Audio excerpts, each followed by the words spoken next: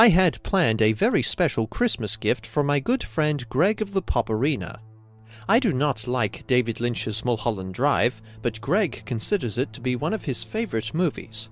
A few days ago, I watched Mulholland Drive for the third time, hoping that I would suddenly like it and be able to surprise Greg with a newfound positive take on the film. So, how did the movie fare this time? Not any better. Unlike Blue Velvet, which sucked much less than before, and Dr. Strangelove, which actually turned out to be an excellent movie, Mulholland Drive is just as bad as before. Mulholland Drive has many good elements that add up to a lackluster whole. First, I would like to address a misconception about the film's narrative. Many fans of Mulholland Drive, including Greg, believe that the first two-thirds are Diane's dream, and the last third takes place in her waking reality. But this is not possible. For one, Diane would be dreaming of events outside of her personal context, such as the diner scene and Adam's friction with the mob. More importantly, Diane met Coco for the first time at that swanky party, so Diane could not have dreamed about her before then. The shot of Diane waking up implies that the first two-thirds of the narrative were a dream, but this assumption does not hold up to logic. Mulholland Drive has some great scenes. The scene with the cop confronting the terrifying face in his dreams is highly suspenseful. The comically unlucky hitman and the scene of Adam pouring paint all over his wife's jewelry as vengeance for her sleeping with the cleaner are both very funny. I was really enjoying myself in these moments. Unfortunately, the film also has a couple of scenes that just don't work. Take the audition scene. The problem with this scene, which is supposed to showcase Betty's extraordinary acting ability, is quite simple. It's wrong tone. You could be acting your ass off and giving it your all, but if what you're doing doesn't fit the tone of the scene, then you've still turned out a bad performance.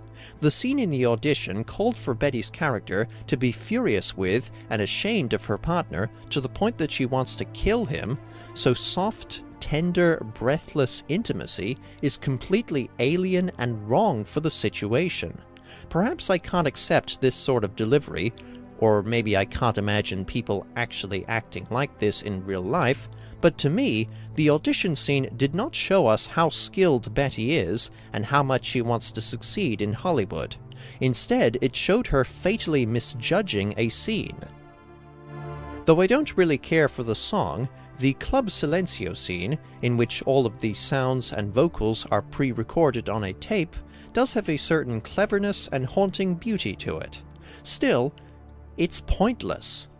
Some people, including Greg, have argued that the bad acting, which I'll get to later, the narrative transition accomplished through a box and key found in a theater, and the Club Silencio scene are all metafictional sequences intended to demonstrate that we're watching a movie, but again, there's no point to that in the film's story, and I personally don't like being reminded that I'm watching a movie.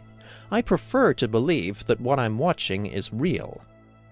I began this video with scene analysis because scenes are what you focus on. Some are good and some are bad, but the stretches connecting them are mostly dull or not very engaging. Director Adam Kesher is being pressured by a shadowy organization to cast an unknown actress, Camilla Rhodes, in his film, and finds his life in disarray when he refuses. This subplot has real dramatic weight, as Adam is being blackmailed into obeying the mob, but, as I've explained in a previous video, the payoff is weak. After a rather goofy meeting between Adam and the cowboy, Adam begrudgingly gives in and casts Camilla. Adam compromises his creative freedom by casting Camilla, but there are no consequences for his actions. In the last third of the film, we see that life is great for him. He is obscenely wealthy, respected, and has a hot girlfriend. The fact that the first two-thirds and the last third are separate narratives is irrelevant.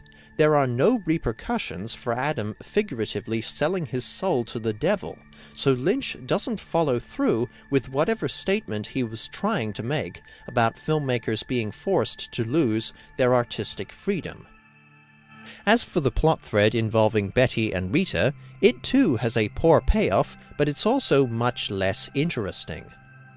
Betty is a naive young woman who came to Hollywood to pursue her dream of becoming an actress, and Rita is a mysterious woman with amnesia who survived a car crash at the beginning of the film.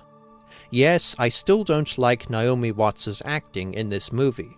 I understand that Betty is a bubbly, enthusiastic, and childlike character, but Watts' delivery feels very forced and unconvincing. For that matter, a large portion of the cast turns out bad performances. The audition feels even more staged than it needs to be, and the cowboy is almost as wooden and ludicrous looking as Tommy Wiseau. Yeah, you can say that again. Throughout the film, I was uncomfortably conscious of the characters being actors, and a lot of the acting feels like it came from a mediocre sitcom. Ironically, Mulholland Drive did actually originate as a failed TV pilot. The driving plot thread of the film's first two-thirds involves Betty and Rita following clues to Rita's identity. Like Sleeping Beauty, these parts of Mulholland Drive are vaguely interesting, but only on a basic level. Stories with amnesiacs as the protagonists can be intriguing, as we are following a character who is an enigma to us, but when the secondary, less important character, Rita, is the amnesiac, it's harder to care. Finally, the mystery of Rita's identity, which wasn't that interesting to begin with, has no resolution at all. Some, like Greg, have argued that Rita is a version of Camilla in Diane's dream, but this means that Rita isn't real and the mystery is for nothing. But, as I've stated before, it doesn't make logical sense to regard the first two-thirds of the film as a dream. Whichever way you look at it, dream or no dream, the aforementioned two parts of the film are separate narratives, so we never find out who Rita is. Many fans of Mulholland Drive enjoy this aspect of the film, as Lynch essentially pulled a fast one on his viewers, but I don't like it. I'm not offended, but it still bothers me that Lynch set up a mystery and neglected to wrap it up. Indeed, he cut it short without closure, for the sole purpose of manipulating and provoking his viewers. Films are designed to convey emotions and tell a story, but they should ideally balance the two. Mulholland Drive generates an emotion at the expense of the story, and this emotion, for me, was annoyance at the broken story. I prefer resolution in my stories, unless the lack of closure is handled in a compelling way and induces discussion. But with the Rita subplot in Mulholland Drive, my only thought was, why did Lynch abandon the main running plot thread? Why? Mulholland Drive has the same problem as Blue Velvet. It doesn't get good until the last 20 minutes or so. Naomi Watts' acting improves dramatically. As Diane, Watts superbly conveys her obsession with Camilla and her jealous resentment at Camilla's relationship with Adam. Despite the silly hallucination at the end, the last stretch of Mulholland Drive feels much more realistic than the rest of the film.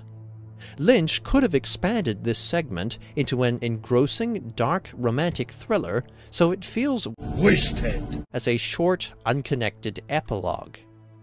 So, after all this bitching, what do I like about the film, aside from a few good scenes? The film has lavish cinematography and an eerie, ominous score. Laura Elena Harring is believable as the distressed Rita, and Justin Theroux is dignified and charming in an easygoing way. So, once again, my opinions haven't changed. I am sorry, Greg. I tried to like this film and rewatched it with an open mind, but I ended up disliking it on the same level and for virtually the same reasons. But I recognize that I'm part of the problem, as this film just wasn't made for me. This is a perfect instance of different people expecting vastly different things out of their movies.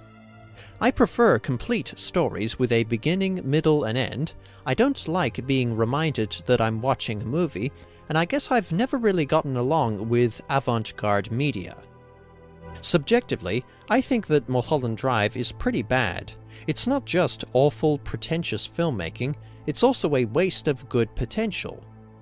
What disappoints me about Mulholland Drive is that Lynch has clearly shown that he can craft great stories like The Elephant Man, effective surrealism in Eraserhead, or just really entertaining movies like Dune.